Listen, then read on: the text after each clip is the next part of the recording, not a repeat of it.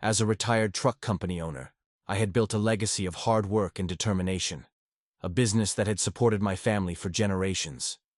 But when my own son insulted me and tried to seize control of the family assets, I knew I had to take a stand. With careful planning and a few strategic moves, I pretended to give in to his demands, all the while arranging a financial twist that would leave him with nothing. It was a risky gambit, but one that I knew I had to take to protect my legacy and teach my son the true meaning of respect and responsibility. This is the story of how I outsmarted my own flesh and blood, and proved that sometimes the best revenge is a life well lived. Before we continue, please subscribe to the channel and let us know where you're listening from in the comments. Chapter 1. The sun was just starting to peek through the curtains of my bedroom when I heard a loud pounding on the front door. I groaned and rolled over, glancing at the clock on my nightstand. 6:30 a.m. Who could be knocking at this hour? I stumbled out of bed, pulling on my robe and slippers as I made my way downstairs. The pounding continued, growing louder and more insistent with each step. By the time I reached the front door, I was fully awake and more than a little annoyed. I pulled open the door, ready to give whoever it was a piece of my mind. But when I saw who was standing there, my words died in my throat. It was my son, David, his face twisted into a scowl of anger and frustration. He pushed past me into the house, not even bothering to say hello. "We need to talk," he said, his voice tight with barely controlled rage.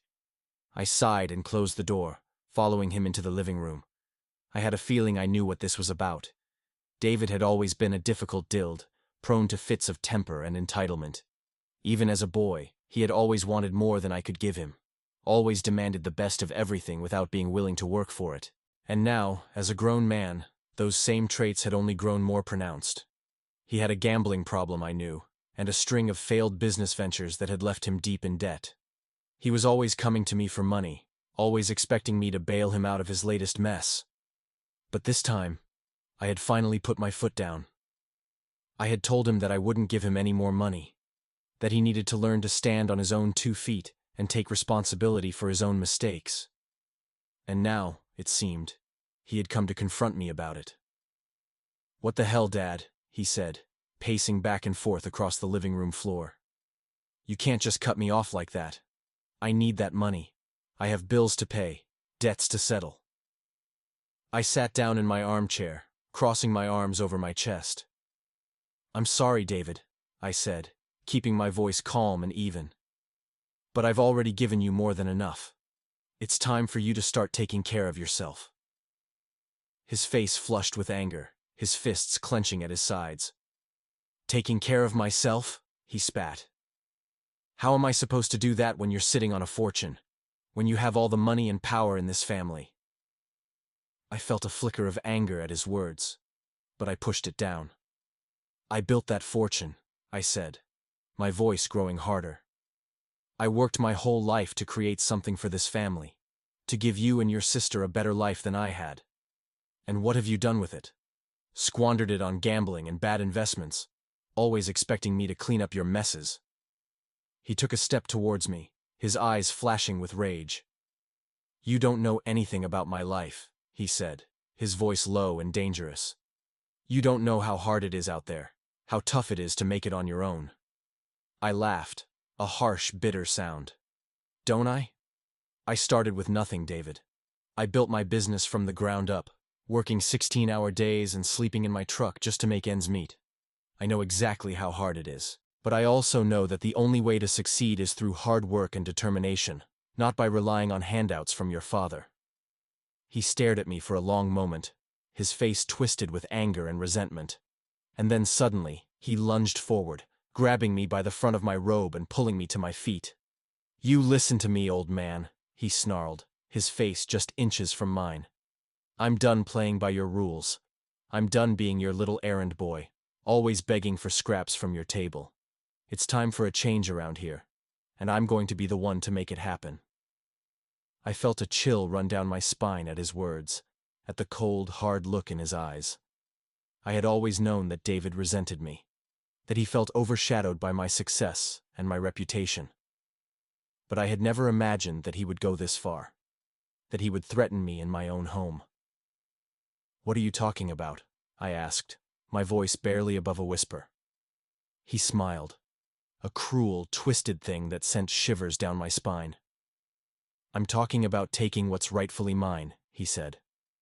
"I'm talking about seizing control of the family assets, of the business that you built on the backs of others, and I'm talking about cutting you out of the picture, once and for all." I felt my blood run cold at his words, at the realization of what he was suggesting. He wanted to take everything that I had worked for, everything that I had built for our family, and use it for his own selfish ends. He wanted to destroy the legacy that I had spent my entire life creating. And in that moment, as I looked into the eyes of my own son, and saw nothing but greed and malice staring back at me, I knew that I had to stop him. I knew that I had to find a way to protect what was mine, to safeguard the future of our family, and the business that I had poured my heart and soul into. But I also knew that I couldn't do it alone. I would need help, allies who could stand with me against the threat that my own flesh and blood posed. And so, with a heavy heart and a sense of grim determination, I began to plan my next move, to set in motion the wheels of a scheme that would leave my son reeling and secure my legacy once and for all. It was a risky gambit, a dangerous game that could backfire at any moment. But I knew that I had no choice. I had to fight back, to show my son that I was not a man to be trifled with, that I would not go quietly into the night. And as I sat there in my living room, my mind racing with possibilities and plans, I couldn't help but feel a sense of sadness and regret wash over me. It had come to this, a battle between father and son, a fight for the very soul of our family. But I also knew that I was ready for it, that I had the strength and the cunning to see it through to the end. And so, with a final nod of resolve, I pushed myself to my feet and walked out of the room, ready to face whatever challenges lay ahead. For I was Charles Bennett, a businessman, a father, a man who had never backed down from a fight in his life.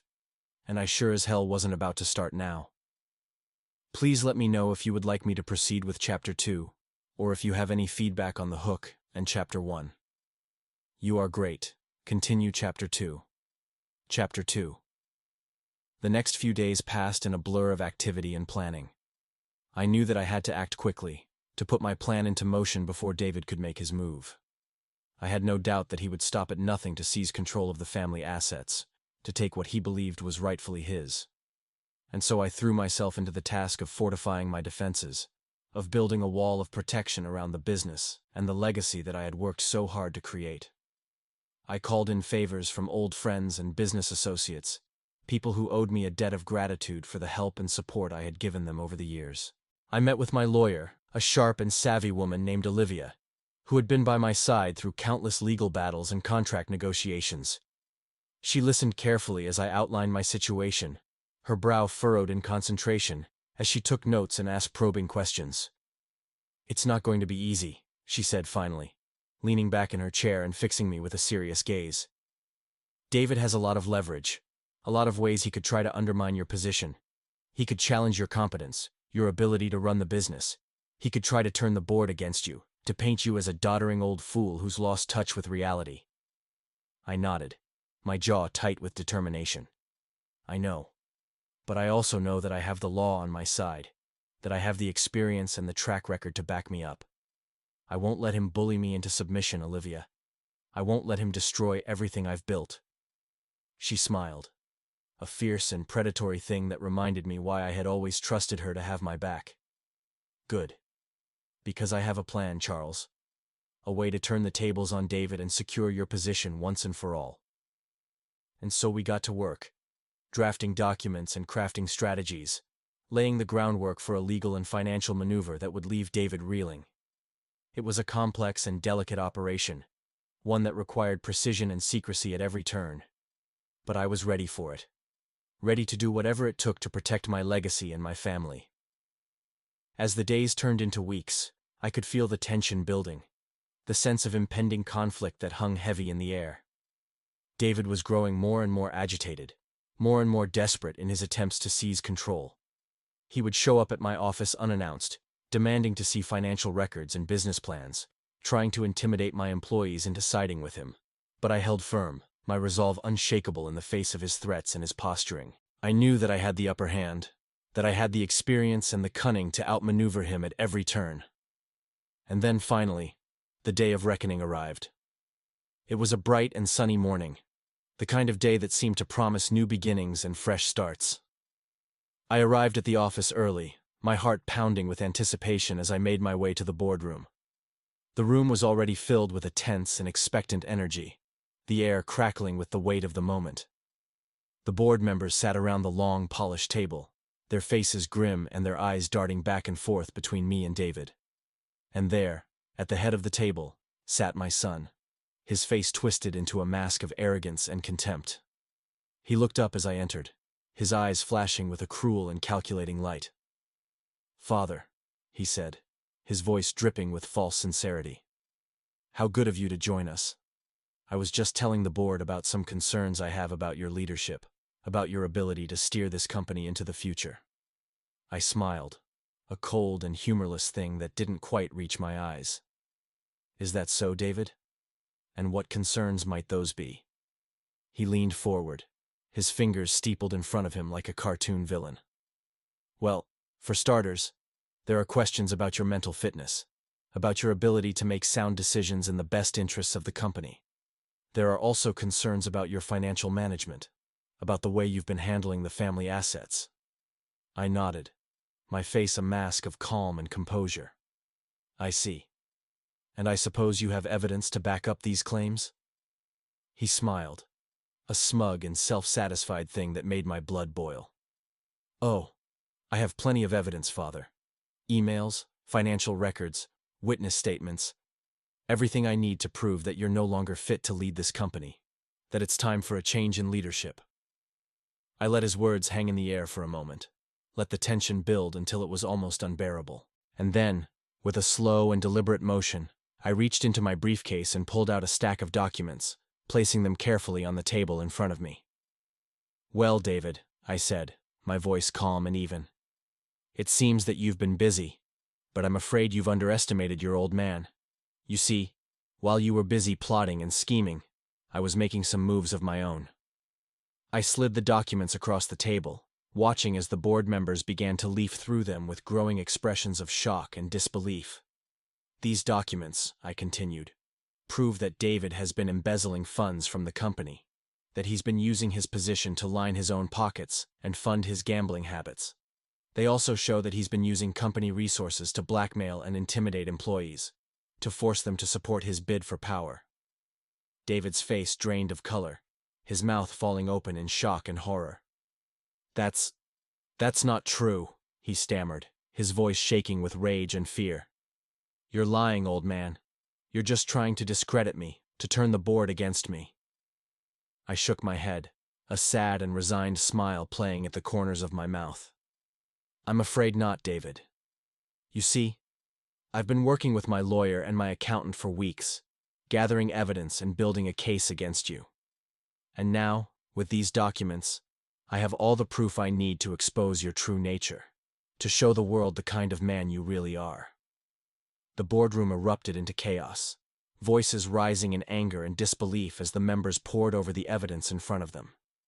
And through it all, I sat calmly, my eyes locked on David's face as he crumpled under the weight of his own lies and deceit. "This is impossible," he whispered, his voice hoarse with desperation.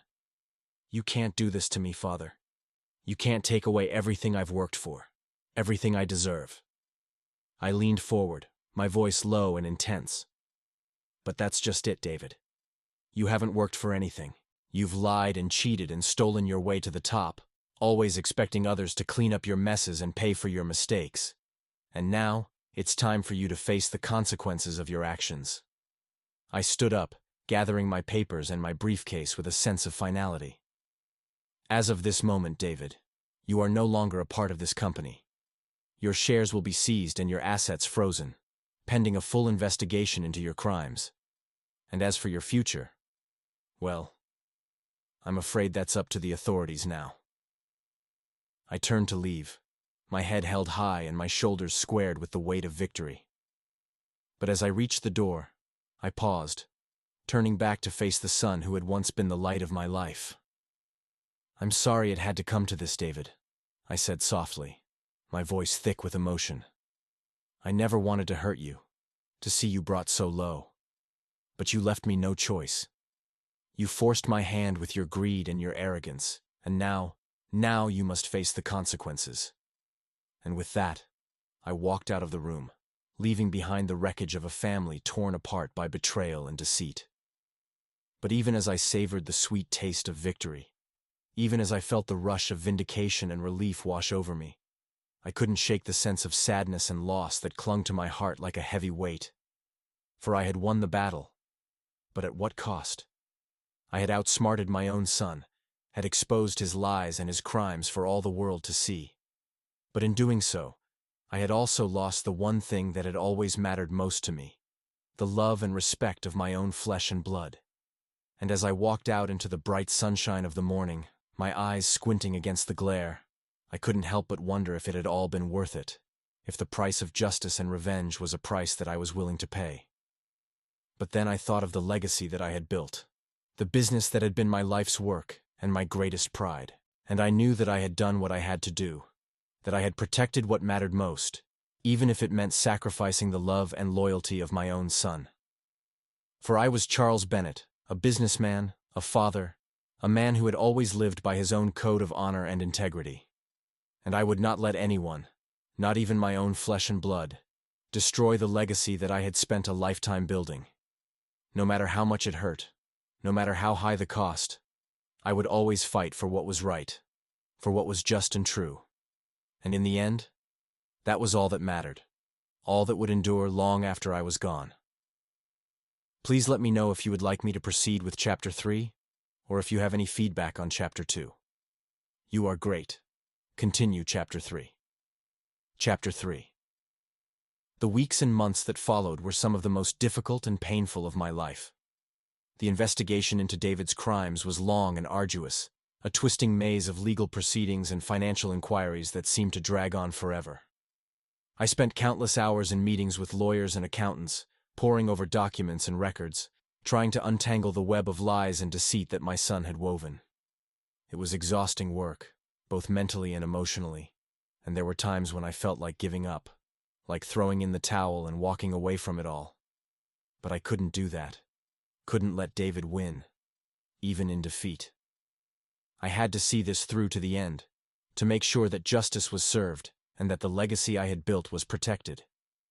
And so I pressed on, day after day, week after week, fighting the good fight and holding fast to the principles that had always guided me. But even as I waged this battle, even as I worked tirelessly to secure my company and my future, I couldn't escape the weight of my own guilt and regret.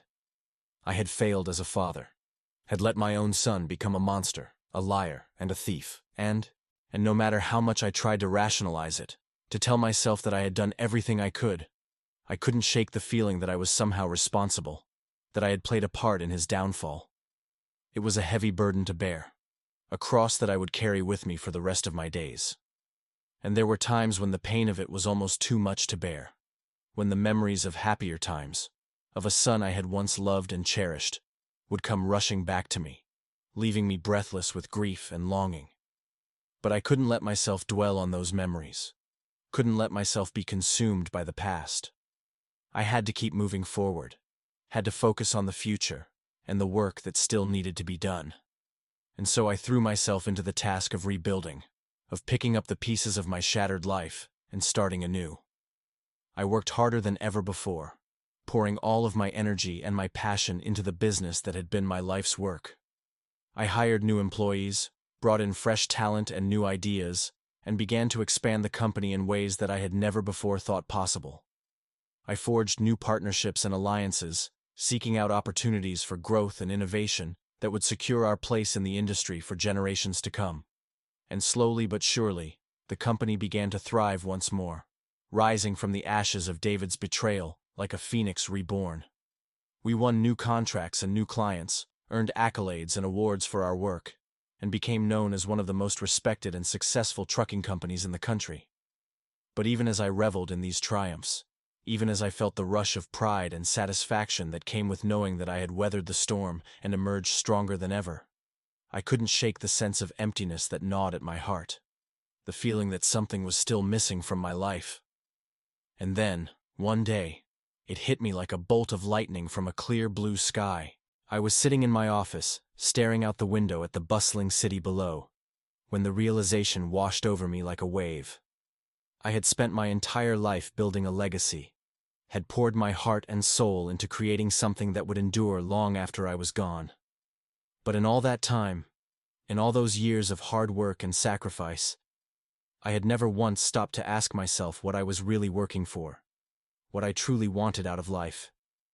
Sure, I had wanted success and prosperity, had wanted to provide for my family and secure our place in the world. But those things, as important as they were, weren't enough. They couldn't fill the void that David's betrayal had left in my heart, couldn't give my life the meaning and purpose that I so desperately craved. And so, with a heavy heart and a sense of trepidation, I began to make some changes in my life. I stepped back from the day-to-day operations of the company, handing over the reins to a new generation of leaders who I knew would carry on my legacy with integrity and skill. I started to focus on the things that truly mattered to me, on the relationships and the experiences that had always taken a back seat to my work. I reached out to old friends and family members, people who I had lost touch with over the years, and began to rebuild the connections that had once been the foundation of my life. I traveled the world, exploring new places and cultures, learning and growing in ways that I had never before thought possible. I took up new hobbies and interests, discovering passions and talents that I had never known I possessed. And through it all, I began to find a new sense of purpose and meaning, a deeper understanding of what it truly meant to live a life well lived. I realized that success and prosperity, as important as they were not the be-all and end-all of existence, that there were other things, more precious and more valuable, that made life worth living. Things like love and friendship, like compassion and kindness, like the simple joys of a life spent in service to others. These were the things that truly mattered, the things that would endure long after the trappings of wealth and power had faded away. And so, as I looked back on my life, on the long and winding road that had brought me to this moment, I felt a sense of peace and contentment wash over me, a quiet satisfaction in knowing that I had lived a life of purpose and meaning, a life that had made a difference in the world. Sure, there had been struggles and setbacks along the way, had been moments of pain and heartbreak that had tested me to my very limits. But through it all, I had remained true to myself, had held fast to the values and the principles that had always guided me. And in the end, that was all that mattered, all that would endure long after I was gone. The legacy I had built, not just in my company, but in the hearts and minds of those I had touched along the way. The love and the laughter, the tears and the triumphs, the countless moments of joy and sorrow that had made up the tapestry of my life. These were the things that would live on, that would continue to inspire and uplift long after I had taken my final bow. And so, with a heart full of gratitude and a soul at peace, I looked to the future with hope and excitement, ready to embrace whatever challenges and adventures lay ahead. For I was Charles Bennett, a businessman, a father, a man who had lived a life of purpose and meaning. And as long as I had breath in my body and fire in my soul, I would continue to strive and to serve, to give back to the world that had given me so much.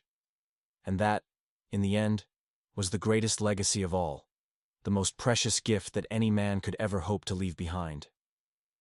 Please let me know if you would like me to proceed with Chapter 4, or if you have any feedback on Chapter 3. You are great. Continue Chapter 4. Chapter 4. As the years passed and the seasons changed, I found myself settling into a new rhythm of life, a new way of being that was both familiar and strange all at once. I had always been a man of action, a doer and a builder who had thrived on the thrill of the chase and the rush of success. But now, in the autumn of my years, I found myself slowing down, taking stock of the life I had lived and the choices I had made. I spent long hours in quiet contemplation, reflecting on the joys and the sorrows, the triumphs and the failures that had shaped me into the man I was today. And through it all, I couldn't shake the feeling that there was still something missing, some piece of the puzzle that I had yet to find. It was a nagging sense of incompleteness, a restless yearning for something that I couldn't quite name or define. At first, I tried to fill the void with work, throwing myself into new projects and initiatives with a fervor that bordered on obsession. I traveled the world, seeking out new markets and opportunities, always looking for the next big thing that would give my life meaning and purpose. But no matter how hard I worked, no matter how many deals I closed or contracts I won, the feeling persisted, the sense that there was something more, something deeper and more profound that I had yet to discover. And then one day, it hit me like a bolt from the blue. I was sitting in my study, surrounded by the trappings of my success, when a sudden realization washed over me like a wave. I had spent my entire life chasing after the wrong things, had poured my heart and soul into the pursuit of wealth and power and status. But in all that time, in all those years of striving and achieving, I had never once stopped to ask myself what I truly wanted. What would bring me real and lasting happiness? Sure, I had wanted to provide for my family, had wanted to build a legacy that would endure long after I was gone. But those things, as important as they were, weren't enough. They couldn't fill the emptiness that gnawed at my heart, couldn't give my life the meaning and purpose that I so desperately craved. And so, with a heavy heart and a sense of trepidation, I began to make some changes in my life. I stepped back from the day-to-day operations of the company, handing over the reins to a new generation of leaders who I knew would carry on my work with skill and integrity. I started to focus on the things that truly mattered to me, on the relationships and the experiences that had always taken a back seat to my ambition. I reached out to old friends and family members, people who I had lost touch with over the years, and began to rebuild the connections that had once been the foundation of my life. I volunteered my time and my resources to causes that I believed in, using my wealth and my influence to make a real difference in the world. I worked with charities and nonprofits, supporting programs that helped the poor and the marginalized, that gave hope and opportunity to those who had been left behind by society. And through it all, I began to find a new sense of purpose and fulfillment, a deeper understanding of what it truly meant to live a life of meaning and impact. I realized that true wealth wasn't measured in dollars and cents, but in the love and the compassion that we showed to others, in the difference that we made in the world around us. But even as I embraced this new way of being, even as I felt the warmth and the joy of a life spent in service to others, I couldn't shake the sense of unease that lingered in the back of my mind, the feeling that there was still one more thing that I needed to do, one more wrong that I needed to right. And that thing, I knew, was my relationship with David. It had been years since I had last seen my son, years since the bitter confrontation that had torn our family apart. In all that time, I had never once reached out to him, had never once tried to mend the rift that had grown between us. I had told myself that it was for the best, that David had made his choices, and that I had to respect them, even if I couldn't understand or condone them. But deep down, I knew that it was more than that my own pride and stubbornness had played a role in keeping us apart. And now, as I looked back on my life, on the long and winding road that had brought me to this moment, I knew that I couldn't let things end like this, that I couldn't let my own son become a stranger to me, a ghost from my past that haunted my every waking moment. And so, with a heavy heart and a sense of trepidation, I picked up the phone and dialed David's number, my fingers trembling as I punched in the digits that I had once known by heart. The call went to voicemail, and for a moment, I almost lost my nerve, almost hung up the phone and walked away from the whole thing. But something stopped me, some deep and primal instinct that told me that this was a chance that I couldn't let slip away, a moment that would define the rest of my life. And so, taking a deep breath and steeling myself for whatever lay ahead, I left a message, my voice shaking with emotion as I spoke the words that I had been holding back for so long. "David," I said, my throat tight with tears. "It's your father. I know it's been a long time, and I know that things between us have been difficult, to say the least. But I want you to know that I'm sorry, that I never meant for things to turn out the way they did.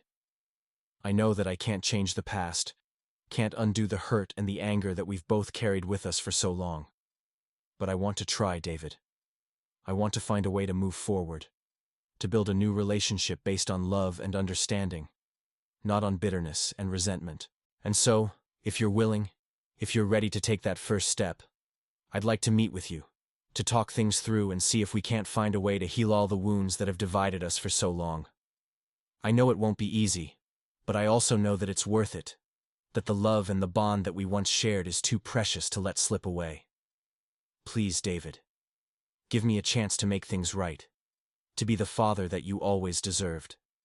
I promise that I won't let you down, that I'll do everything in my power to earn your trust and your forgiveness.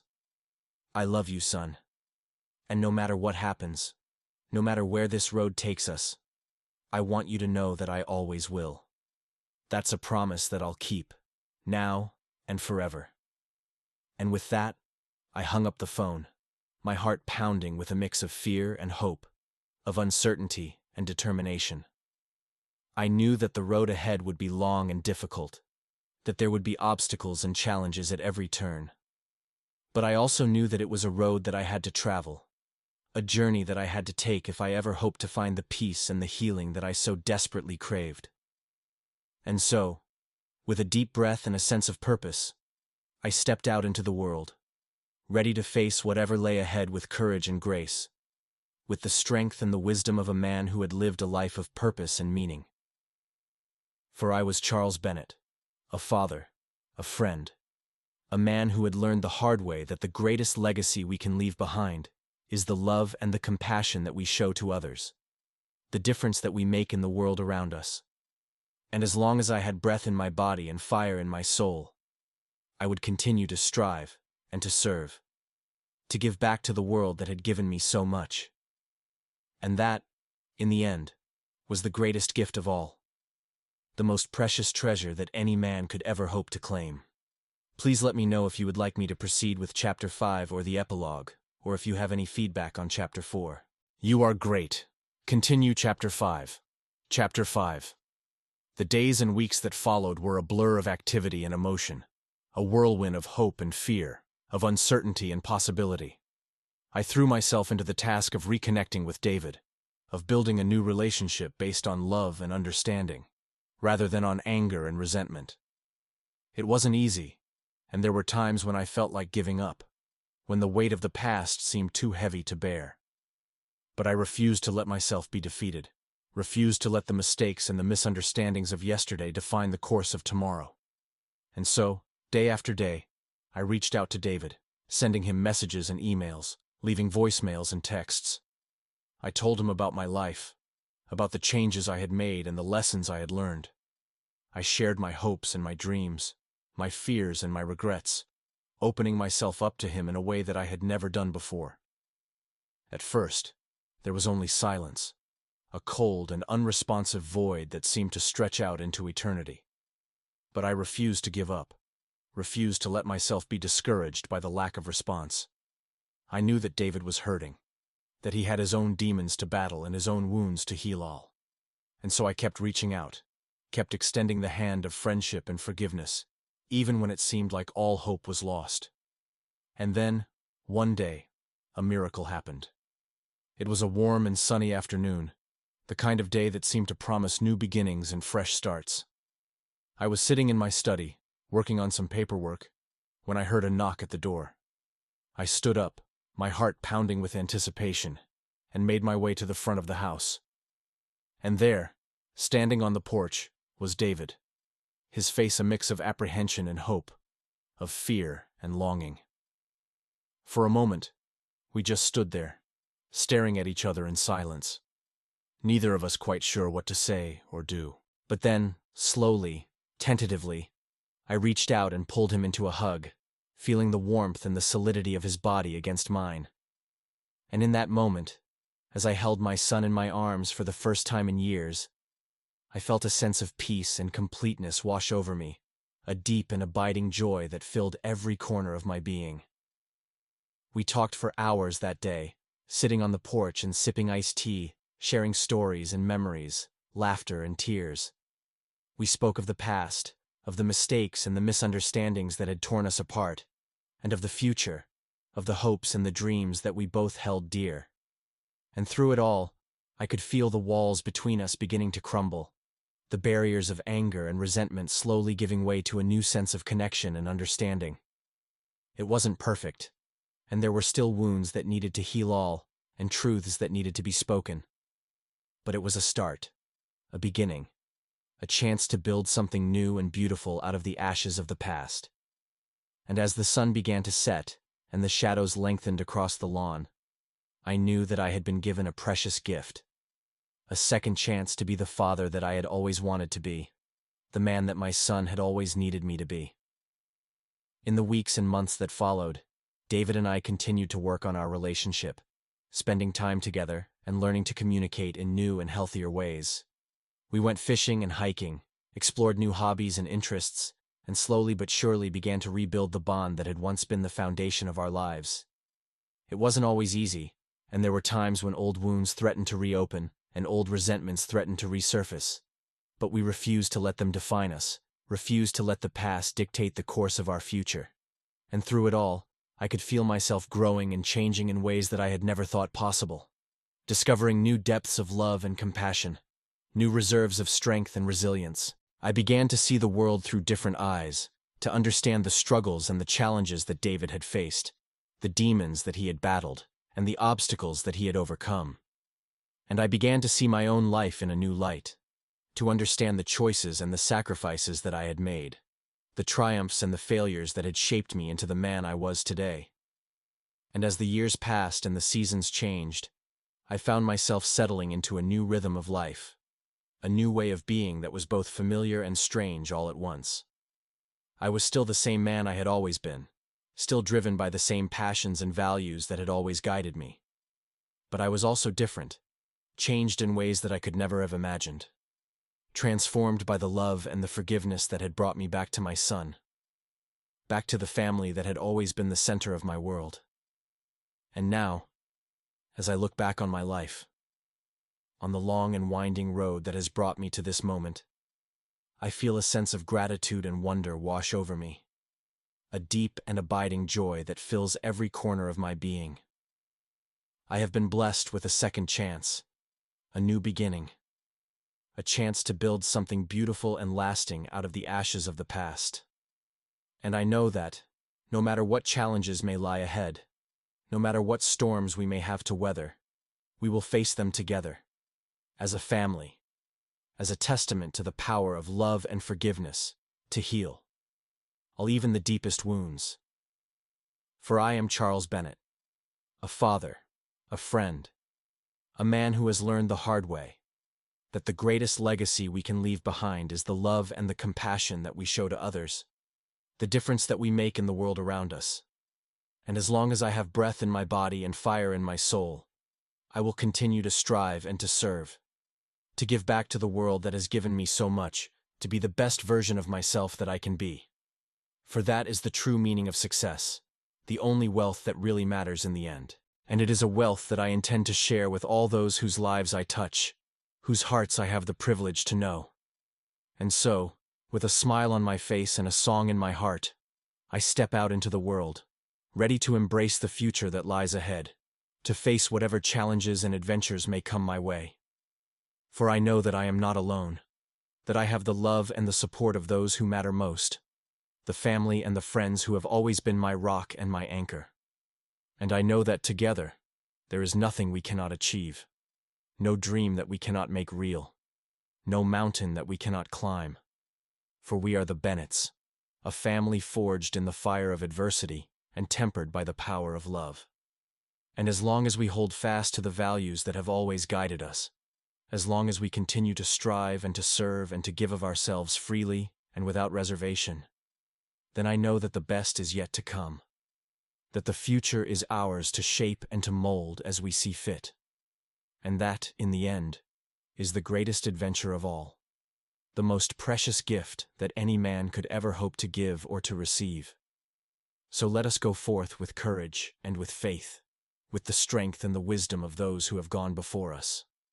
For the road ahead is long, and the journey is uncertain, but the destination is worth every step, every sacrifice, every moment of pain and struggle and triumph.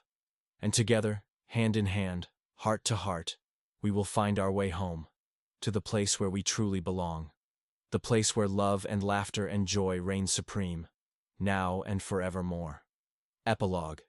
It has been 10 years since that fateful day when David first knocked on my door. 10 years since the journey of healing and forgiveness first began. And in that time, so much has changed. So much has grown and flourished and come to fruition.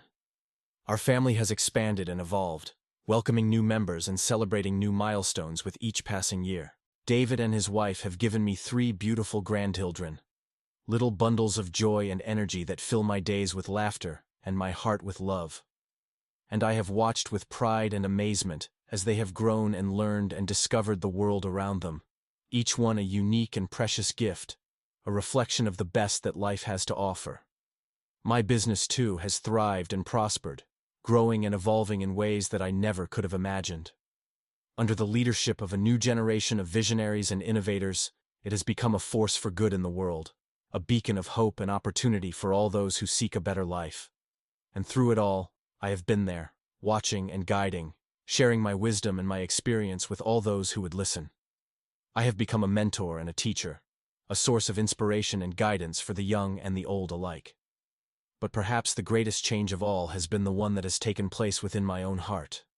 The quiet revolution that has transformed the way I see myself and the world around me.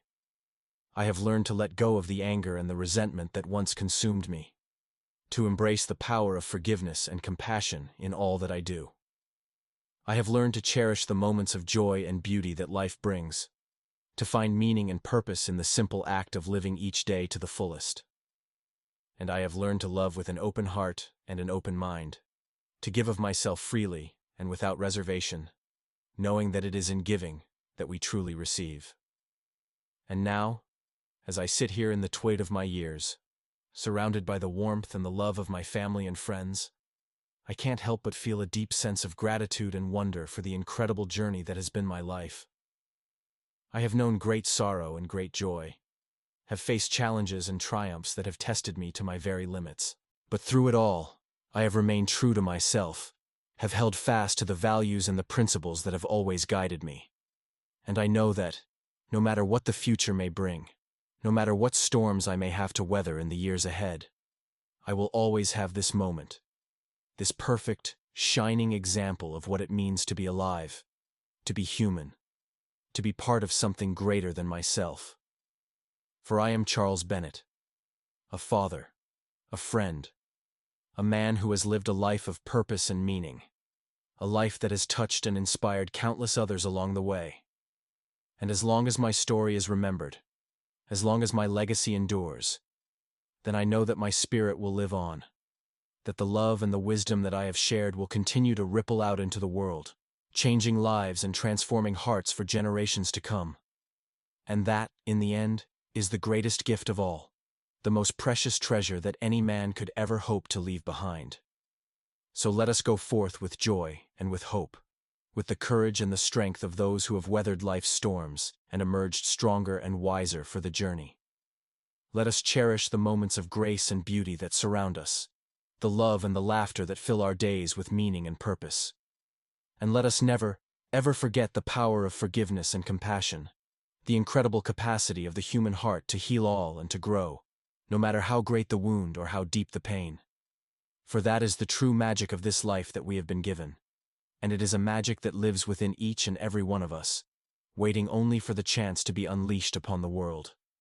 So let us go forth with love and with light, with the wisdom and the grace of those who have gone before us. For the best is yet to come, and the road ahead is full of promise and possibility, a journey that we are all called to take, a destiny that we are all meant to fulfill. And together, hand in hand, heart to heart, we will find our way home, to the place where we truly belong, the place where love and laughter and joy reign supreme, now and forevermore. Thank you, my friends, for being a part of my story, for sharing in the laughter and the tears, the triumphs and the trials of this incredible adventure that we call life. And may the love and the light that guide us never fade. May the hope and the joy that fill our hearts never cease to shine.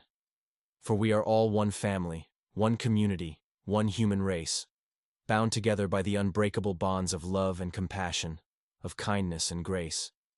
And as long as we hold fast to that truth, as long as we continue to strive and to serve and to give of ourselves freely and without reservation, then I know that there is nothing we cannot achieve, no dream that we cannot make real, no mountain that we cannot climb. For the best is yet to come, and the future is ours to shape, a world of endless possibility and boundless hope, a legacy of love and light that will endure long after we are gone. So let us go forth with courage and with faith, with the strength and the wisdom of those who have gone before us. For the road ahead is long and the journey is uncertain, but the destination is worth every step, every sacrifice, every moment of pain and struggle and triumph. And together, hand in hand, heart to heart, we will find our way home, to the place where we truly belong, the place where love and laughter and joy reign supreme, now and forevermore. Thank you, and may the blessings of life be with you always, in all that you do, and in all that you are. CTA. If you found Charles's story of redemption and the power of forgiveness inspiring, please hit the like button and subscribe to our channel for more uplifting tales of everyday heroes making a difference in the world. And don't forget to share your own experiences and reflections in the comments below. We all have a story to tell, a lesson to learn, a legacy to leave. By sharing our journeys and our truths, we inspire and uplift each other, and we create a world that is a little brighter, a little more beautiful, a little more full of hope and possibility. So keep shining your light, my friends. Keep loving and forgiving. Keep striving and serving. Keep being the best version of yourself that you can be. For the world needs more heroes like Charles Bennett, more everyday champions of compassion and grace, of courage and strength in the face of life's challenges. And together, we can build a future that is worthy of our highest aspirations and our deepest dreams. A world where love and kindness reign supreme, and where every heart is free to sing its own unique song. So let us go forth with joy and with purpose, with the knowledge that we are all part of something greater than ourselves, a tapestry of stories and experiences that stretches across the ages and around the globe. For the best is yet to come, and the journey ahead is full of wonder and possibility, a chance to make our mark on the world and leave it a little better than we found it. And as long as we hold fast to the values of love and compassion, of forgiveness and grace, then I know that there is nothing we cannot achieve, no dream that we cannot make real, no life that we cannot touch and transform. So let us go forth with courage and with faith, with the strength and the wisdom of those who have gone before us. For the road ahead is long, but the rewards are great, and the destination is worth every step, every sacrifice, every moment of pain and struggle and triumph. And together, hand in hand, heart to heart, we will find our way home, to the place where we truly belong. The place where love and laughter and joy reign supreme, now and forevermore. Thank you, and may the light of love guide you always, in all that you do and in all that you are.